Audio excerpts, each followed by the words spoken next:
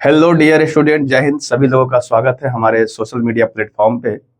अभी आपका 10th का रिजल्ट आया नहीं है, लेकिन आपके लिए एक सूचना आ गया है कि जो बच्चे 10वां पास करके और आईटीआई में नामांकन लेना चाहते हैं, हम बिहार सरकार के अंतर्गत सरकारी आईटीआई की बात कर रहे हैं कि अगर वो आप सरकारी आईटीआई से किसी भी ट्रेड से आप आईटीआई के करना चाहते हैं, आईटीआई की ट्रेनिंग लेना चाहते हैं, तो आपके लिए एक बहुत महत्वपूर्ण सूचना ये है कि आपका जो इंट्रेंस एग्जाम होता है, बिहार सरकार जो आपका इंट्रेंस एग्जाम लेती है जिसका नाम है आईटीआई कैट सीएटी, तो वो 2026 का अभी जारी कर दिया गया है।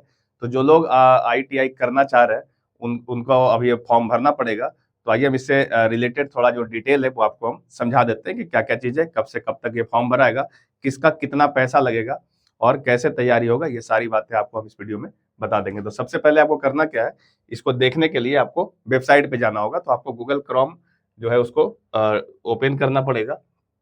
तो हम यहाँ पे देखिए गूगल क्रोम जो है ओपन करके रखे हुए हैं, और इस पे जब आप जाएंगे तो आप लिखेंगे इसमें गूगल क्रोम में क्या लिखना है, बीसीईसी। ठीक है, ये लिखना है आपको बीसीईसी, और इसको जब आप सर्च करेंगे तो आपको इस तरीके का इंटरफेस खुल जाएगा। ठीक है, बीसीईसी के साइट को जब आप खोलेंगे तो आपको इस तरीके का इंटरफेस खुलेगा, और यहाँ पे आप देखिए, यहाँ पे लिखा हुआ है online portal of ITI CAT. Clear है, देखो यहाँ पे, इसको देख लो। यहाँ देखो, दिख रहा है online portal of ITI CAT 2026। तो आप इसी पे क्लिक करेंगे तो आपको इसमें और सारी जानकारी देखने को मिल जाएगा। जैसे देखो,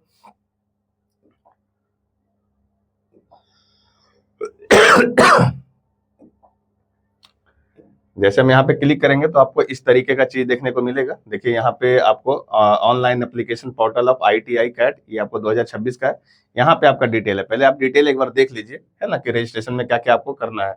तो सबसे पहला काम होता है कि रजिस्ट्रेशन का डेट कब से है। तो रजिस्ट्रेशन का डेट था 16 मार्च, यानी 16/3/2026, 3/15, अर्थात ये आज वीडियो रिकॉर्ड हो रहा है 17 तारीख है, कल से ये चीजें शुरू कर दिया गया था। ठीक है, और ऑनलाइन रजिस्ट्रेशन जो बंद हो जाएगा आपका 14/4 तक। 14/4 के बाद आपको रजिस्ट्रेशन नहीं करने को मिलेगा। तो आप ध्यान रखिए 14 अप्रैल से पहले आपको रजिस्ट्रेशन कर लेना है। ठीक है, पर अभी आपका मैट्रिक का रिजल्ट नहीं आया तो आप 2-4 दिन वेट कर लीजिए, मैट्रिक का रिजल्ट आ जाए उसके बाद भी आप फॉर्म भर सकते हैं। ठीक है, और इसके बाद जो आपका पेमेंट का डेट दिया हुआ, last date of payment through net banking and debit card जो भी है, तो ये 15/4 तक आप पेमेंट कर सकते हैं। ठीक है, जब आप फॉर्म भरेंगे रजिस्ट्रेशन के बाद आपको फॉर्म भरने को मिलेगा, उसमें आपको जो पेमेंट करना होगा वो 15 अप्रैल 2026 तक कर देना है।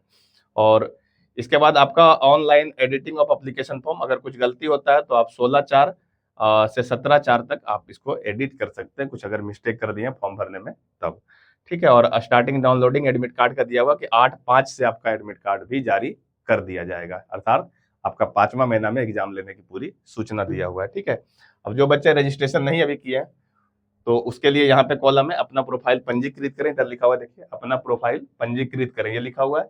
और ये जो है आपका ऑलरेडी रजिस्टर्ड करने, मतलब पहले से अगर आप पंजीकृत कर लिए, पहले से रजिस्ट्रेशन कर लिए हैं, तो आपको इस पे क्लिक करना है। ठीक है, अब रजिस्ट्रेशन क्या होता है नए बच्चे के लिए, तो रजिस्ट्रेशन में आपका जो है एक बेसिक डिटेल आपसे मांगा जाता है, जैसे आपका नाम, पिताजी का नाम, एड्रेस, मोबाइल नंबर, आधार कार्ड वगैरह के जो नंबर होता है, यही सारी चीजें आपके लिए रजिस्ट्रेशन में मांगा जाएगा। तो सबसे पहले जो न्यू कैंडिडेट है उसके लिए हम यहाँ पे क्लिक करते हैं। देखिए इस तरीके का आपको चीजें देखने को मिल जाएगा। यहाँ पे जो है ये ऊपर में जो कॉलम आपको दिख रहा है, ये कॉलम डाउनलोड प्रोस्पेक्टस, तो ये जो है इस पूरे एग्जाम का प्रोस्पेक्टस आपको देखने को मिल जाएगा, जिसमें कॉलेज का डिटेल मिलेगा, कौन कौन सा बिहार सरकार के अंतर्गत आईटीआई कॉलेज है, किसमें कितना सीट है, वो सारा इसमें डिटेल आपको मिल जाएगा। और जो है जो आपका एडवर्टाइजमेंट निकला था वो एडवर्टाइजमेंट इसमें दिखेगा, अभी आपको हम दिखा देंगे थोड़ी देर में। थोड़ा सा आप यहाँ नीचे पहले देख लीजिए। ठीक है, यहाँ पे जो नीचे में दिया हुआ है आपका फी के बारे में बताया, किसको कितना पैसा लगेगा। जैसे जो लोग सामान्य और आर्थिक रूप से, यहाँ ध्यान दो, जो लोग सामान्य या आर्थिक रूप से कमजोर वर्ग या पिछड़ा वर्ग या अत्यंत पिछड़ा वर्ग के लिए ये आपको लगने वाला है 750 रुपया का फी लगेगा। अनुसूचित जाति, अनुसूचित जनजाति और दिव्यांगन के लिए जो है वो 100 रुपया लगेगा। और यहाँ नीचे में लिखा हुआ है सामान्य या आर्थिक रूप से कमजोर वर्ग, पिछड़ा वर्ग, अत्यंत पिछड़ा वर्ग के दिव्यांगन, मतलब जो विकलांग लोग होते हैं उसके लिए जो फी है वो 430 रुपया है। कौन किस किस में, समान, आर्थिक रूप से कमजोर और पिछड़ा वर्ग या अत्यंत पिछड़ा वर्ग। मतलब ये कि जो यूआर कैंडिडेट है या ईडब्ल्यूएस कैंडिडेट है और ओबीसी या ईबीसी ये सब जो कैंडिडेट हैं उसमें जो फिजिकल हैंडीकैप्ड वाले कैंडिडेट है, दिव्यांगन वाला जो लोग है, उसको 430 रुपये लगेगा। लेकिन बाकी सबके लिए यहाँ पे आपका डिटेल दिया हुआ है, ठीक है। तो इस तरीके से आपका फी स्ट्रक्चर यहाँ पे दिया है कि किसमें कितना चीजें लगेगा। बाकी आपका जो बेसिक यहाँ पे आइडिया दिया हुआ है कि रजिस्ट्रेशन में क्या क्या चीजें लगेगा, वो सब चीजें आप यहाँ पे पढ़ सकते हैं, ठीक है। और इसमें ऐसा कोई खास डिटेल नहीं है, बस आपको ये वीडियो में नोटिफिकेशन देना था कि आपका फॉर्म भरने का डेट आ गया है और ये बिल्कुल सही है कि आप रजिस्ट्रेशन कर सकते हैं, ठीक है। लेकिन अभी यदि आप 10वां का पेपर दिए ही हैं, आपका एग्जाम का रिजल्ट आया ही नहीं है, तो आप चाहें तो थोड़ा सा वेट कर सकते हैं, ठीक है। अब सवाल आता है कि इसकी तैयारी कैसे होगी, इसकी तैयारी में हमसे क्या क्या पूछा जाएगा। तो सबसे पहली बात, जब इसमें आप फॉर्म भरोगे और आपका एग्जाम होगा, तो कुछ भी हार्ड चीजें नहीं पूछा जाता है। जो आप 10th में पढ़े हो और 9th में पढ़े हो, उसी का एक छोटा सा समराइजेशन करके आपको ऑब्जेक्टिव पेपर देना है और बहुत इजी चीजें हैं, इसमें कुछ एक्स्ट्रा नहीं करना है। लेकिन यदि आपको खुद से नहीं कर पा रहे हो, तो आप हमारा जो आपका ऑनलाइन क्लास है वो परचेज कर सकते हो। वो आपका JITS का ऑफिशियल जो प्ले स्टोर पे ऐप मौजूद है, उसे आप डाउनलोड कर लीजिए। प्ले स्टोर पे जाके लिखिएगा JITS स्टडी, वहाँ पे आपको डिटेल मिल जाएगा और इस ITI के बैच को आप परचेज करके और इसको पढ़ाई कर सकते हो, ठीक है। और साथ में आप जो बच्चे ITI के अलावा बिहार पैरामेडिकल और पॉलिटेक्निक की तैयारी कर रहे हैं, उनके लिए भी ऑनलाइन बैचेज उस पर आपको मिल जाएगा, ठीक है। तो और विशेष जानकारी अगर कुछ भी आपको चाहिए, तो आप हमारे दिए हुए व्हाट्सएप नंबर पे कांटेक्ट कर लो, व्हाट्सएप नंबर पे मैसेज कर लो। जो भी आपको लगता है, जो भी आपको सवाल पूछना है, आप फ्री में पूछ सकते हो, आपको पूरी जानकारी वहाँ पे भी दे दी जाएगी, ठीक है। ये नहीं कि सिर्फ एडमिशन के संबंधित हम आपसे बात कर रहे हैं, आपको कुछ भी पूछना है ITI से संबंधित, तो आपको पूरी पूरी जानकारी मिल जाएगी। अब एक दो बातें और है जिसको आज हम शेयर करना चाहेंगे, क्योंकि आपके मन में ये सब सवाल रहता है कि आपको पता है कि जो बिहार सरकार है वो आपको ITI, जब आप 10th के बाद आते हो ITI करने के लिए, तो आप साथ में 12th की भी डिग्री ले सकते हो यहाँ से, ठीक है। बिहार सरकार के अंतर्गत ये चीजें मिलता है। अभी पूरे भारत में हर राज्य में तो नहीं है, लेकिन 2-4 राज्य में ये चीजें लागू किया जा चुका है, ठीक है। क्या करना होता है कि जो बच्चे 10th पास किए हुए हैं और वो 12th भी करना चाहते हैं साथ में, तो आप ITI में जब एडमिशन हो जाएगा आपको, तो वहाँ पे आपको लैंग्वेज पेपर, जो हिंदी और इंग्लिश का पेपर है, उसका एक एग्जाम होगा और फिर आपको 12th की भी डिग्री दे दी जाएगी। लेकिन आपको कुछ चीजें यहाँ पे समझना होगा कि क्या 12th ITI से कर लेना चाहिए या 12th ITI से नहीं करना चाहिए। तो हम आपको एक सीधा सा एडवाइस दे देते हैं, आप उसको समझ करके अपना काम कर सकते हैं। जो बच्चे थोड़ा वीक है, पढ़ने में उतना मन नहीं लगता है, या फिर वो बच्चे जो जल्दी से नौकरी लेना चाहते हैं, उन्हें सिर्फ रेलवे वगैरह में नौकरी चाहिए और उतना आपको पढ़ाई लिखाई आगे नहीं करना है, तो वो लोग ITI के साथ में 12th कर सकते हैं, उसके लिए कोई दिक्कत नहीं है। लेकिन जो लोग आगे और पढ़ाई करना चाहते हैं और ठीक ठाक पोस्ट पे नौकरी करना चाहते हैं, उसके लिए बहुत आवश्यक है कि वो ITI ना करें अभी, वो 10th के बाद 12th कर लें, फिर ITI आप चाहे तो कर सकते हैं।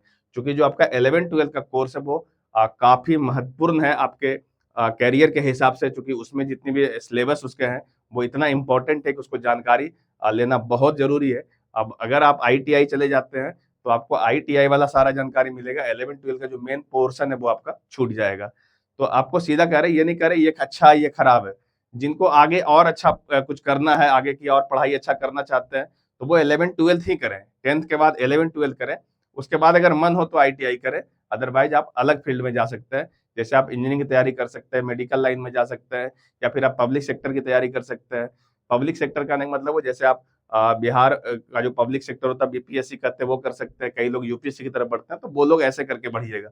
जिन लोगों को जल्दी से नौकरी चाहिए, वो आप 10th करो और थोड़ा पढ़ाई लिखाई में अगर आप थोड़ा बहुत वीक हो, तो 10th के बाद सीधा ITI चले जाइए, ITI से ही 12th कर लीजिए, वहां से भी आपको 12th का डिग्री मिल जाएगा, फिर आप ग्रेजुएशन की तरफ बढ़ सकते हो। कई लोग को ये कंफ्यूजन है कि अगर हम 12th से ITI से 12th कर लेंगे तो क्या ग्रेजुएशन करने में दिक्कत होगा, तो बिल्कुल नहीं, कोई दिक्कत नहीं होगा। क्योंकि बिहार गवर्नमेंट जो है आपको दे रही है सर्टिफिकेट, तो बिहार सरकार की तरफ से आ रहा है, अपना तो कोई नहीं दे रहा है, तो आपको एडमिशन में कहीं दिक्कत नहीं होगा। पर हाँ, ऐसा हो सकता है कि जब आप किसी बाहर की यूनिवर्सिटी में एडमिशन लेने जाएंगे, तो शायद थोड़ा बहुत प्रॉब्लम आपको आ सकता है। तो ये छोटा सा इन्फॉर्मेशन था। इसके अलावा कुछ भी आपको जानकारी चाहिए, तो कॉन्टेक्ट नंबर ध्यान में रखिए और उस पर आप व्हाट्सएप कर सकते हैं। आप चैनल पे नए हैं तो चैनल को जरूर सब्सक्राइब करिएगा और अपने फ्रेंड सर्कल में शेयर करिएगा, और इस तरह का सारा जानकारी आपको हमारे चैनल पे मिलता रहेगा। आइए मिलते हैं किसी और वीडियो में, तब तक के लिए जय हिंद।